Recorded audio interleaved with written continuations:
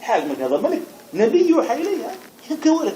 شوف أنت البلاد مثلا وش عندنا بترول وش عندنا غاز وش مع ذلك هذه قائمة التخلف مش متخلفة أصنو. ليه؟ لأن احنا لا نشتغل. ليه هكذا؟ حتى في بلادنا حتى في مستوانا الضيق الآن الشباب عندهم فرصة الفلاحة. علاش نستثمرش؟ علاش نديرش صعب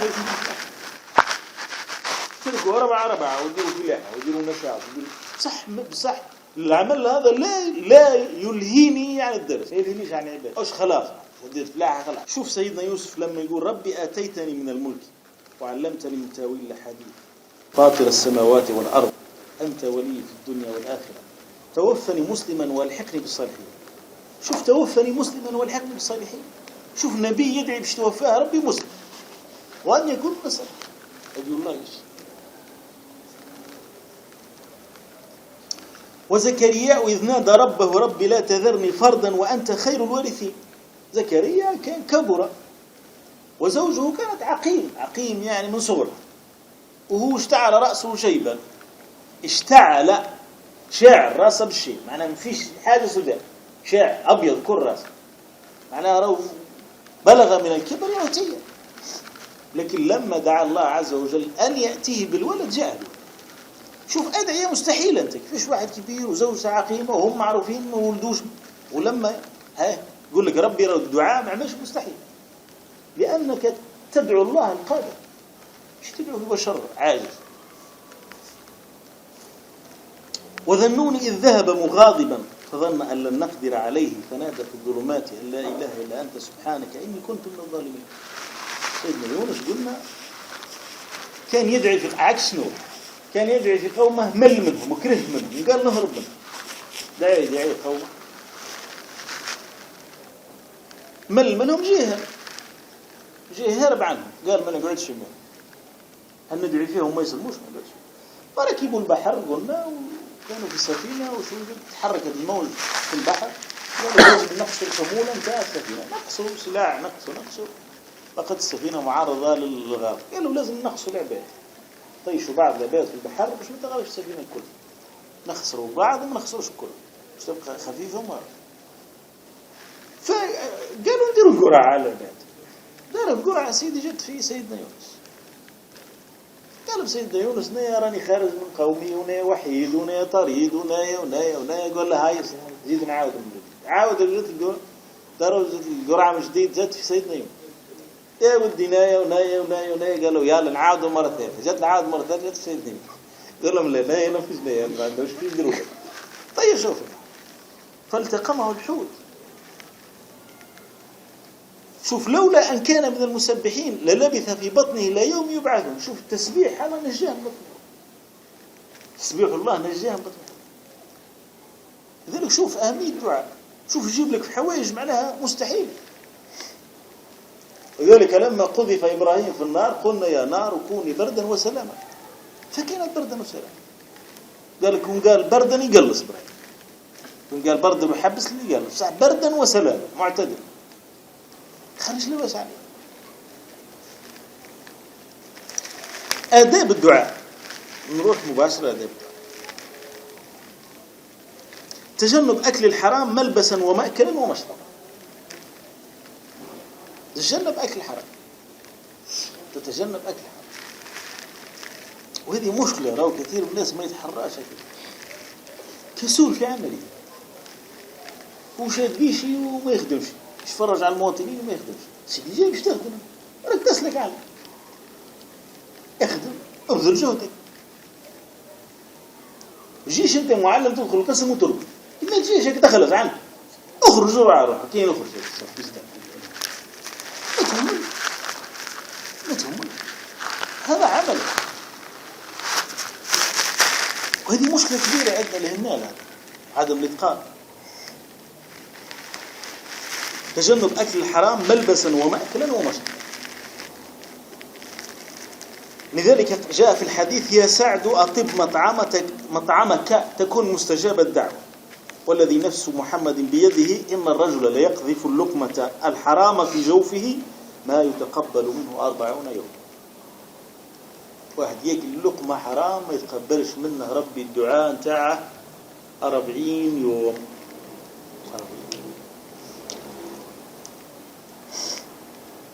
مش سهل. نجي الواحد نقول له دراهم لقريف كلها ولا إغراء. نقول هكا في المجتمعات على سيادة ولا تعاين وش دي؟ أنا عندي حرام هي بيني وبين نفسي حرام أحسبها قديش ولا لازم حاجة ما خدمتهاش تبريها في حوالي تقول باش تكتب ها؟ وشو الحال؟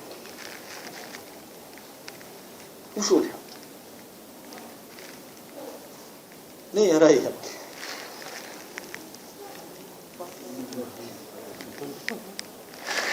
تصدق بها هي تتخلص منه. تجنب أكل الحرام.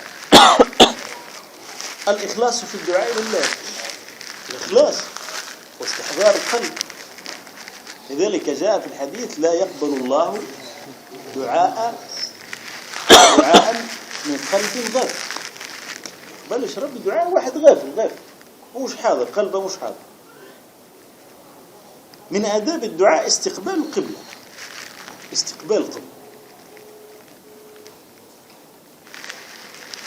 من آداب الدعاء ملاحظة الأوقات الفاضلة والحالات الشريفة كيوم عرفة وشهر رمضان وليلة القدر وليلة الجمعة ويوم الجمعة وساعة الجمعة وجوف الليل وأثناء السجود ووقت الغيث أي المطر وبين الأذان والإقامة وعند الوجل أي الخوف ورقة القلب وغيرها. هذه أوقات هي أحرى أن يستجاب فيها الدعاء.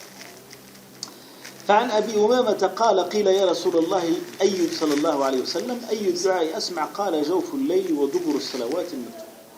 وقال أيضا عند النداء وعند البأس الحار وبين الأذان والإقامة ودبر الصلوات المكتوبة وفي السجود. ومن آداب الدعاء أن تبدأ بحمد الله وتمجيده والثناء عليه. تبدأ بالحمد لله، ولذلك تجد صور كثيرة في القرآن الكريم تبدأ بالحمد لله.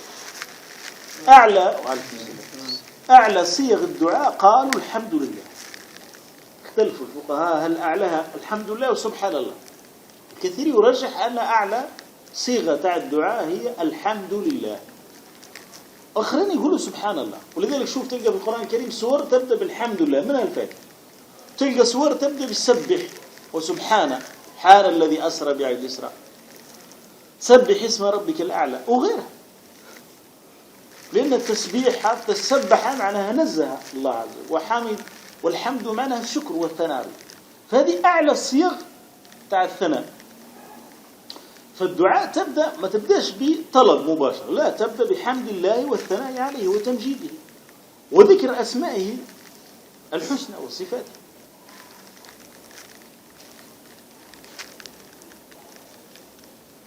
لذلك جاء في الحديث إذا صلى أحدكم صلى قلنا معناها دعا، فليبدأ بحمد ربه وتمجيده والثناء عليه ثم يصلي على النبي ثم يدعو بما شاء بعده.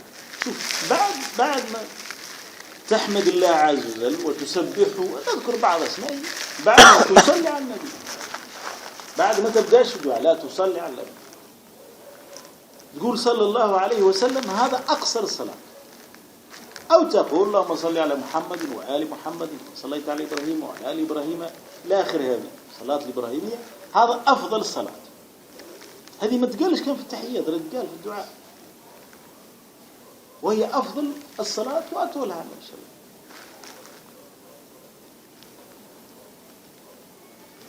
حضور القلب وإظهار حضور القلب. أو ساعات واحد رافع يديه ويعد في القبور، يعد في الكعب الضوء، لا مش حاجة، قلبه مش حاجة. وإظهار الفاقة وإظهار الاحتياج والضراعة إلى الله عز وجل.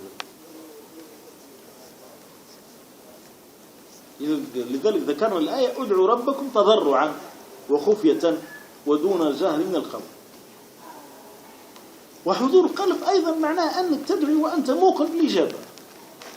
لازم تدعي وأنت موقن، أنت متأكد على ربك شيء. اليقين هذا مهم، يقين مهم. ولذلك كل تقصير وكل معصية هي نقص في اليقين، نقص في اليقين عند المسلم. هو يعصي لأنه لا يوقن فعلا، مش متأكد أن الطاعة أفضل له، ولذلك يعصي. ولذلك تجد الصالحين عنده الطاعة هي ألذ من كل شيء. يريح بالصلاة، يريح بالذكر، يستريح، كان قلق يستريح. وهذا تجيب الممارسة. يريح بالدعاء، يريح بالصلاة. لذلك واحد من الصالحين لما جوه يخبروا فيه عن مصيبة وقعت له في ماله، قال أرى احترقت دارك، دار تاعك حرقت الكل. فصبر.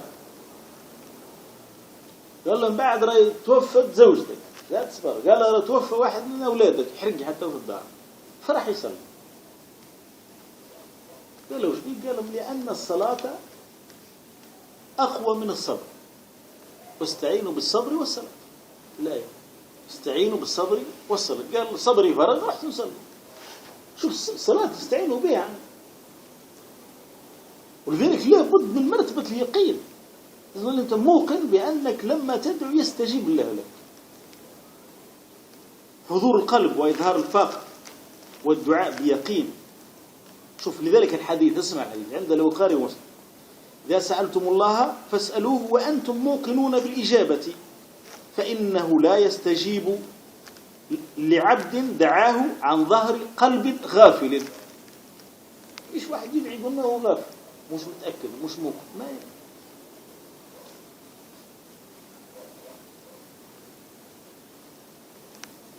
الجزم في الدعاء بالإجابة، الجزم جبناها هذه من حديث النبي صلى الله عليه وسلم الذي قال فيه: لا يقول أحدكم، النبي صلى الله عليه وسلم يقول: لا يقول أحدكم اللهم أغفر لي إن شئت، اللهم ارحمني إن شئت، ولكن ليعزم في المسألة، فإنه لا مكره له. قل يا رب اغفر لي كان شتيت، لا تعزم، قول يا رب اغفر لي وأنت توقن أنه سيغفر لي. ومن آداب الدعاء أن لا تستعجل الإجابة، ما تستعجلش الإجابة، ما تقولش والله دعيت ياسر وما جابليش. لذلك في الحديث يستجاب، النبي صلى الله عليه وسلم يقول: يستجاب لأحدكم ما لم يعجل، يقول دعوت فلم يستجب لي. ربي لو جابك ما أنت متعجل. شوف الإنسان كي يستجيب له ربي الحاجة ما يستحضرش أن ربي استجاب، ينساها ذنب. صح كي ما يستجيب ليش الحاجة يبقى متفكر.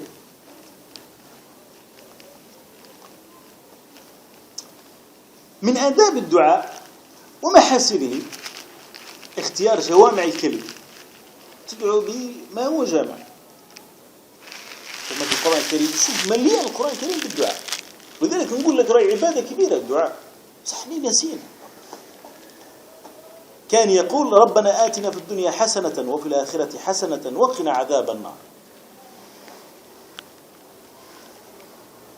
ولما سئل النبي عن الدعاء قال: سل ربك العفو والعافية في الدنيا والآخرة. من آداب الدعاء أن النبي كان يكرره ثلاثا. عن عبد الله بن مسعود أن رسول الله صلى الله عليه وسلم كان يعجبه أن يدعو ثلاثا ويستغفر ثلاثا. كرر الدعاء ثلاثا. من آداب الدعاء الإلحاح في الدعاء، الإلحاح في الدعاء. إن واحدين يلح العبد، يلح له فلان وجيب لي ودير لي وجيب لي نعمل عنك ولا وكلمة وتعاول ولا يلح الله. الله عز وجل يقول له ادعيني ما يلحش وما يدعي. هو العبد الضعيف رايح يلح.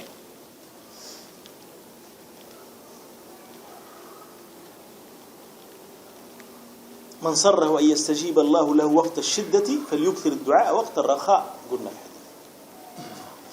من آداب الدعاء رفع اليدين حذو المنكبين، رفع اليدين، يرفع يديه. من آداب الدعاء يرفع يديه. قال صلى الله عليه وسلم: إن ربكم تبارك وتعالى حيي كريم يستحيي من عبد إذا رفع يديه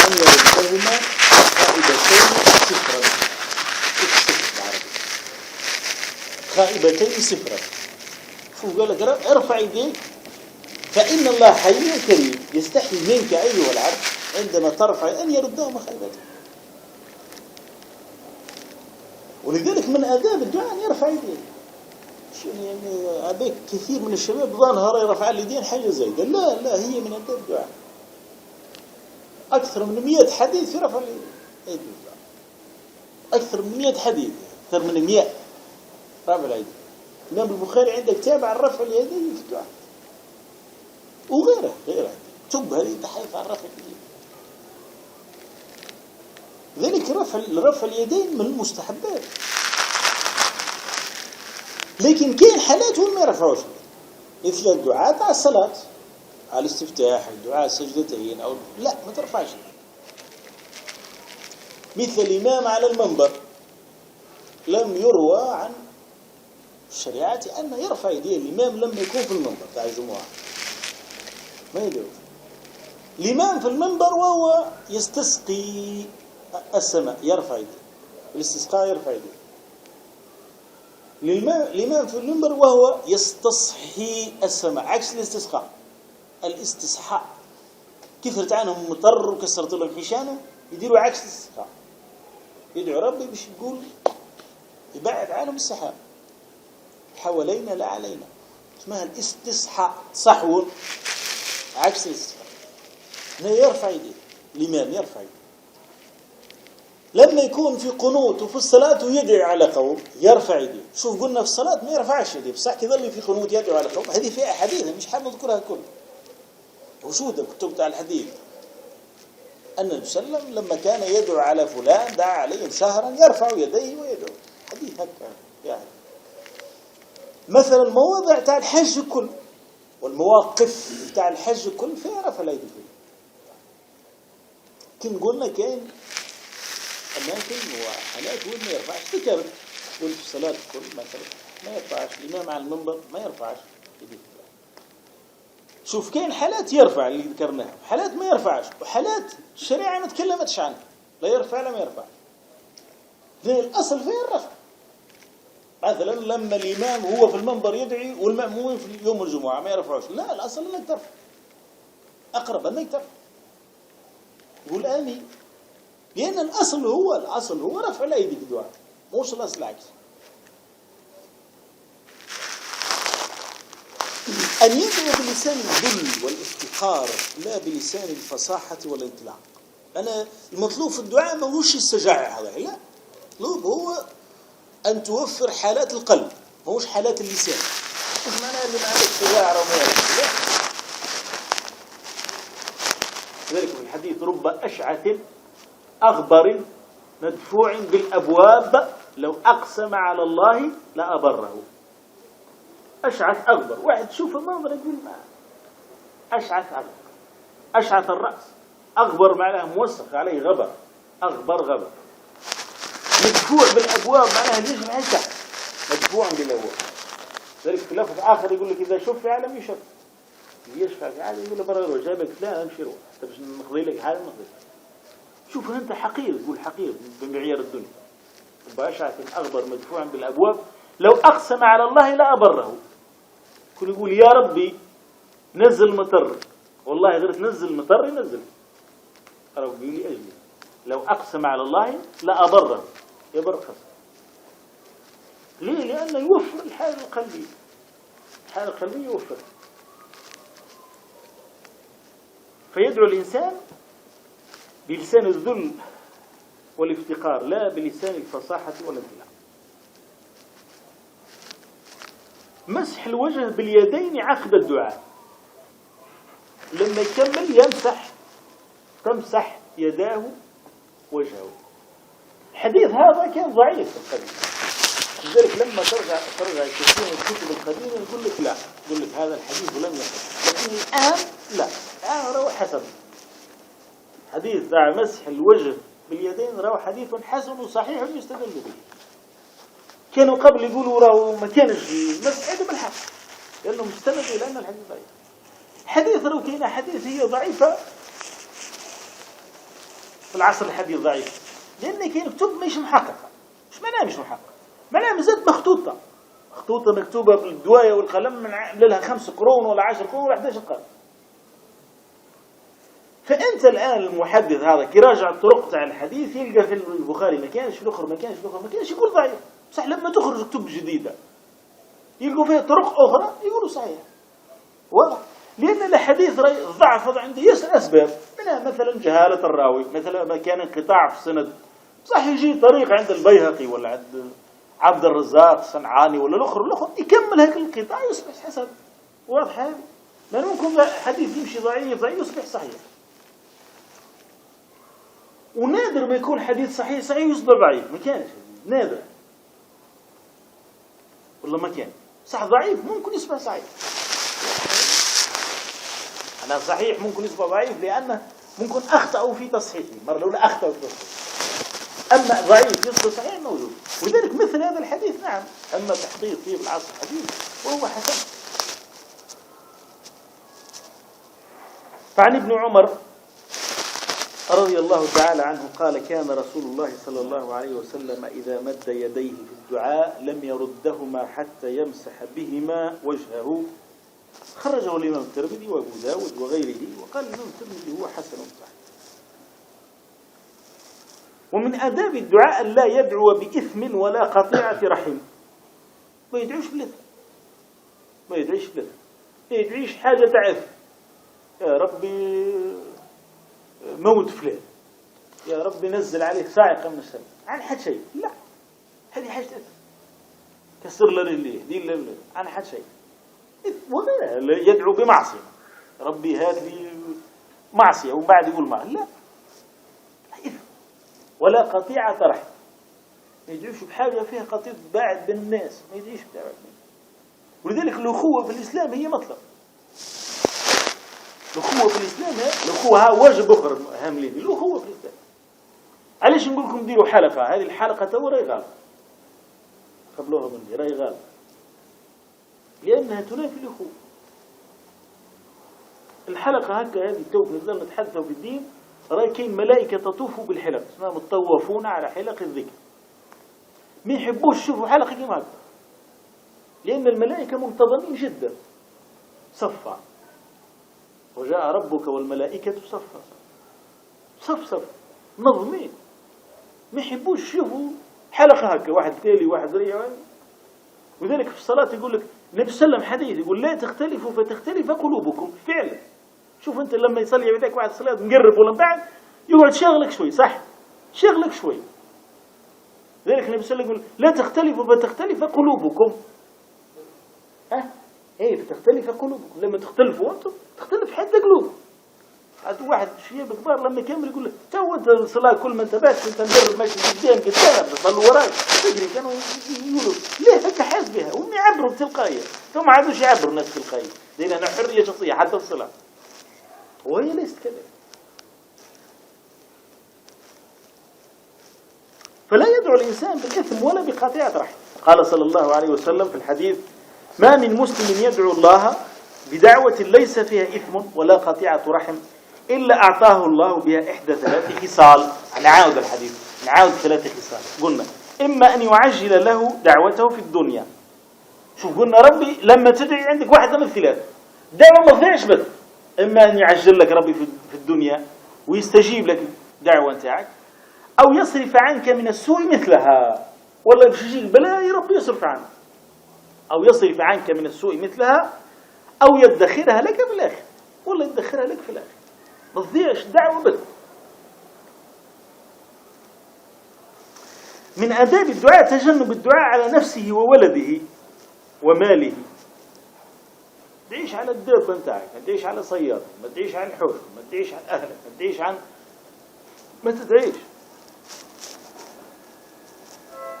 ما تدعيش على الزمان. مل زمان فيه، مل زمان فيه، مل حاشا. لذلك في الحديث لا تسبوا الدهر فإني أنا الدهر. حديث النبي صلى الله عليه وسلم صحيح، ما تسبوش الدهر. الله عز وجل يقول لا تسبوش الظروف، ما تسبوش الزمن، سبوا الواحد غير الواحد ما يدخلكم ظروف. لو الشمس تطلع وتغيب. فإني أنا الدهر معناه أنا الذي أصرف الدهر. الله عز وجل هو الذي يأتي بالليل والنهار. ذلك تحفظ الأبيات: نعيب زماننا والعيب فينا، وما لزماننا عيب سوانا، ونهج ذا الزمان بغير ذنب، ولو نطق الزمان لنا هجنا. كل يقول حدثنا الزمان وشدرنا فيه سكت.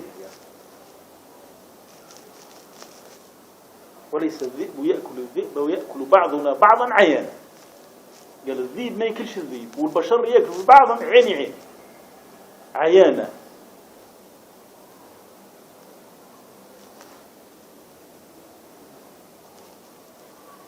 أن يدعو بتعجيل العقوبة في الدنيا، كان يقول: اللهم ما كنت معاقبي به في الدنيا فعجله لي في الآخرة. ذلك لما سمع النبي صلى الله عليه وسلم أحد الناس يدعو هكا فقال رسول الله صلى الله عليه وسلم: سبحان الله لا تطيقه.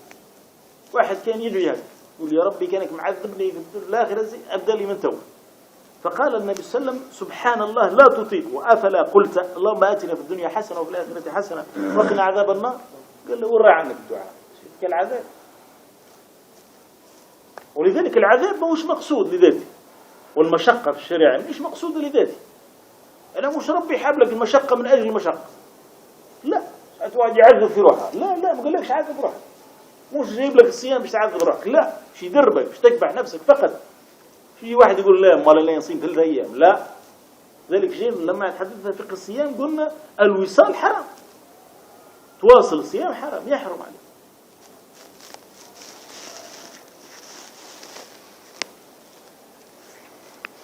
كراهية تمني الموت والدعاء به. لا يتمنين، شوف، لا يتمنين أحدكم الموت ولا يدعو به من قبل أن يأتيه، فإن أحدكم إذا مات انقطع عمله، وإنه لا يزيد المؤمن عمره إلا خيرا. عمر تاعك نزيد لك الخير. ولذلك جاء في حديث صحيح أنه في عهد النبي صلى الله عليه وسلم أسلم أخوان، زوج إخوة أسلموا جميعا. أسلم أخوان كان أحدهما مجتهدا في الطاعات، فباشر غزوة فاستشهد. باشر غزوة واستشهد، غزوة من غزوات عن السلام مستشهد، أخوها المجتهد. وعاش أخاه بعده سنة، عاش هو بعد سنة، توفي وفاته. فرأى أحد الصحابة ظن طلحة، رأى في المنام أن الأخ الثاني دخل الجنة، أنه كان يوم الحساب وكانت الجنة، فدخل أحد من الجنة فأذن للثاني، فأذن للآخر في اللفظ الحديث، توفى الأخير فدخل ثم أذن الأول. شوف صور أنت هاك اللي استشهد كان مجتهد واستشهد. فاحتار الصحابة، احتاروا في المنام. طبعا المنام هو جزء من الحق،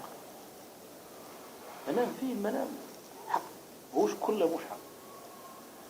فاحتار الصحابة في المنام، فعرضوا على النبي صلى الله عليه وسلم المنام. قالوا هذا صحيح. قال النبي صلى الله عليه وسلم: لما تعجبون من هذا؟